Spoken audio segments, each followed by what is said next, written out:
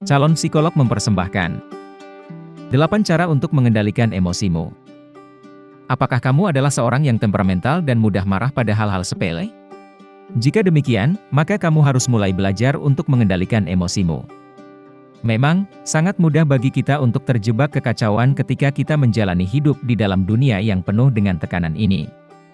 Tetapi, dengan menyadari emosi yang ada di dalam dirimu dan belajar untuk mengendalikannya, kamu bisa mengambil kembali kendali atas hidupmu dan membuat perubahan positif di masa depan.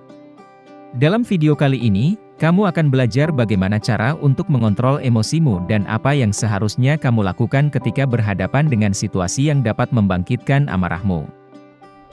Nomor 1, cari tahu hal-hal apa saja yang membuatmu emosi.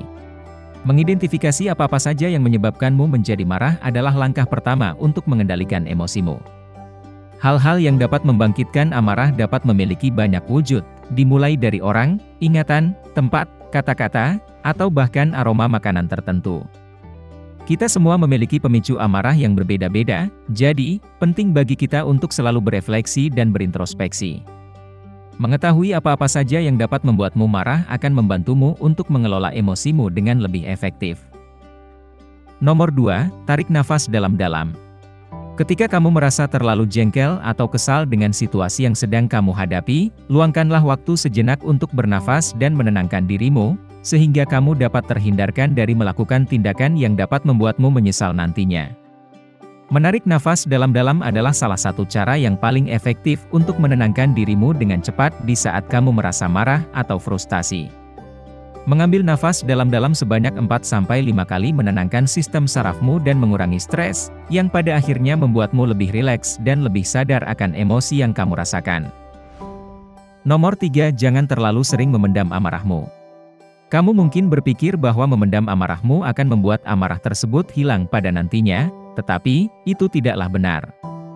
Dalam hal mengendalikan emosi, kunci utamanya adalah mengelola, bukan memendam. Mampu mengelola emosimu menunjukkan kalau kamu memiliki kontrol diri yang kuat dan mengetahui cara terbaik untuk melampiaskannya, seperti dengan membicarakannya atau menuliskannya di secarik kertas.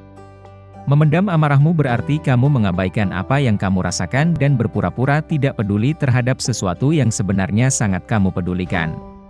Melakukan demikian dapat menyebabkan penumpukan perasaan negatif yang berpotensi mengarah pada perilaku agresif yang bisa membahayakan keselamatan diri sendiri maupun orang lain di kemudian hari. Nomor 4, pilihlah kata-katamu dengan bijak. Ketika kamu sedang emosi, ketahuilah kalau pilihan kata-kata yang kamu gunakan merupakan pedang bermata dua, karena itu dapat membantumu untuk memperbaiki situasi atau malah memperburuk keadaan. Ketika seseorang mengatakan atau melakukan sesuatu yang tidak kamu sukai, mudah untuk mengucapkan kata-kata seperti, "Kamu selalu saja melakukan ini kepada diriku," atau "Kamu tidak pernah mau mendengarkanku."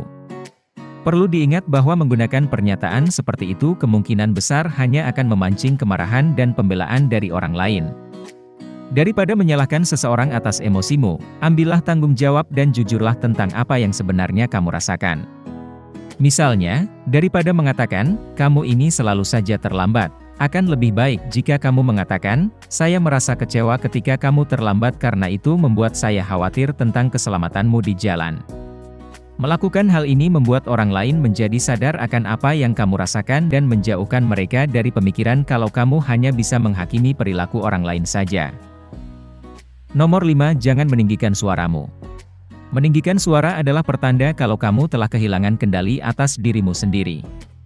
Ketika kamu emosi, wajar saja jika kamu ingin mengekspresikan perasaan dan pemikiranmu sekeras mungkin, tetapi, ketahuilah kalau melakukan itu hanya akan memperburuk keadaan.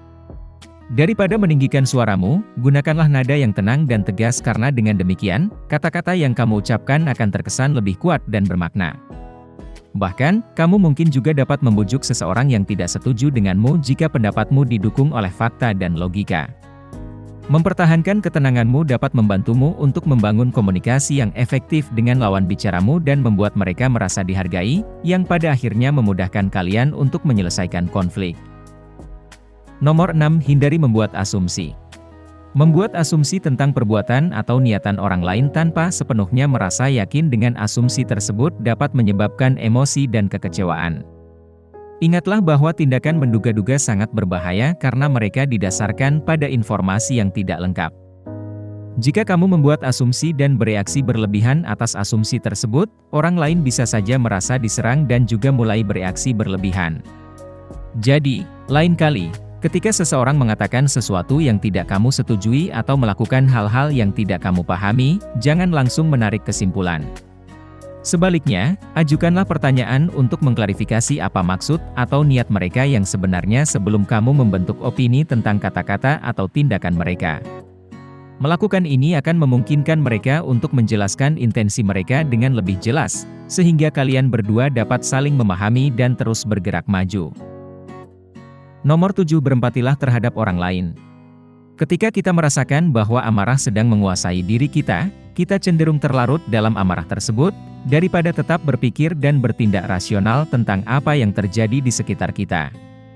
Jika kamu ingin mengendalikan emosimu di saat situasi sedang memanas, maka kemampuan untuk berempati dengan orang lain sangatlah penting. Kamu harus bisa memahami perasaan orang lain dengan cara membayangkan dirimu di dalam posisi mereka dan melihat situasi dari sudut pandang mereka. Meskipun melakukan ini terkadang sulit, kamu harus ingat bahwa setiap orang memiliki masalah dan kesulitan di hidupnya masing-masing. Mereka mungkin sedang mengalami hari yang buruk atau menghadapi cobaan yang berat di dalam hidup mereka. Memang, kamu mungkin tidak selalu setuju dengan perilaku atau opini seseorang, namun, menjadi pengertian dan berempati dengan mereka akan memungkinkanmu untuk memilih tindakanmu dengan lebih tepat. Nomor 8. Istirahatlah sejenak. Jika kamu sudah mencoba segalanya dan masih merasa kesulitan untuk mengontrol emosimu, luangkanlah waktu untuk beristirahat sejenak. Melakukan demikian adalah strategi yang efektif untuk mencegah agar kamu tidak bereaksi berlebihan, sehingga kamu mampu menyelesaikan konflik yang sedang kamu hadapi dengan lebih baik. Dengan beristirahat sejenak, kamu mendapatkan kesempatan untuk menenangkan dirimu dan menjernihkan pikiranmu yang pada akhirnya memungkinkanmu untuk mengambil tindakan atau memilih perkataan dengan lebih rasional.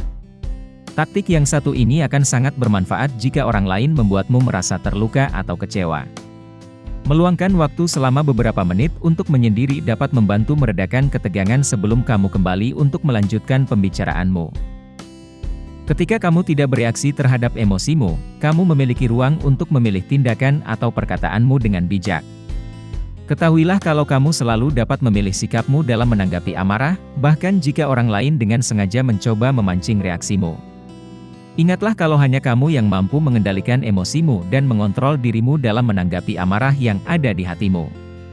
Ini berarti, saat seseorang mencoba untuk membuatmu marah, kesal, atau jengkel, maka itu terserah padamu apakah kamu akan terpancing oleh perbuatan mereka atau tidak. Jika kamu menikmati konten seperti ini, tekan tombol suka dan bagikan dengan teman-temanmu agar kami dapat terus membuat video seperti ini. Untuk lebih banyak video seperti demikian, tekan tombol subscribe dan ingat untuk mengaktifkan tombol pemberitahuan postingan. Pastikan juga untuk menonton video kami yang lainnya. Terima kasih telah menonton.